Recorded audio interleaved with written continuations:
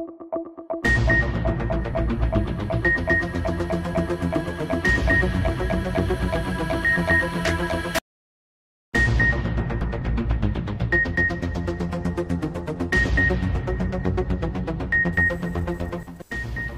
شامل کرتے ہیں منڈی بہاؤدین سے، جہاں سے ہمیں رپورٹ کیا ہے عنایت الانجم کلیر نے۔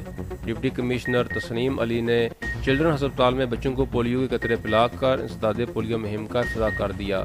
ضلع میں 3,11,756 بچوں کو پولیو سے بچاؤ کے قطرے پلائے جائیں گے۔ تفصیلات کے مطابق منڈی بہاؤدین ڈپٹی کمشنر تسنیم علی نے چلڈرن ہسپتال میں بچوں کو پولیو کے قطرے پلا کر 5 روزہ انسداد پولیو مہم کا افتتاح کر دیا۔ اس موقع پر ان کا کہنا تھا کہ پولیو سے پاک پاکستان ہم سب کا اصل ہدف ہے۔ ضلع کے پولیو فری اسٹیٹس کو برقرار رکھنے کے لیے ہر شخص اپنی ذمہ داری پوری کرے۔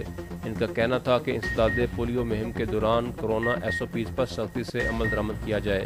ڈپٹی کمشنر کا کہنا تھا کہ ضلع منڈی بہاؤدین میں 22 اگست سے 26 اگست تک جاری رہنے والی اس مہم میں 5 سال تک کی عمر کے 3,11,756 بچوں کو پولیو ویکسین کے قطرے پلائے جائیں گے، جس کے لیے محکمہ صحت کی 70 فکس ٹیمیں، 43 ٹرانزسٹ پوائنٹس ٹیمیں، گھر گھر جانے والی 1225 ٹیمیں، 70 UCMOs جبکہ 242 ایریا انچارج مقرر کیے گئے ہیں۔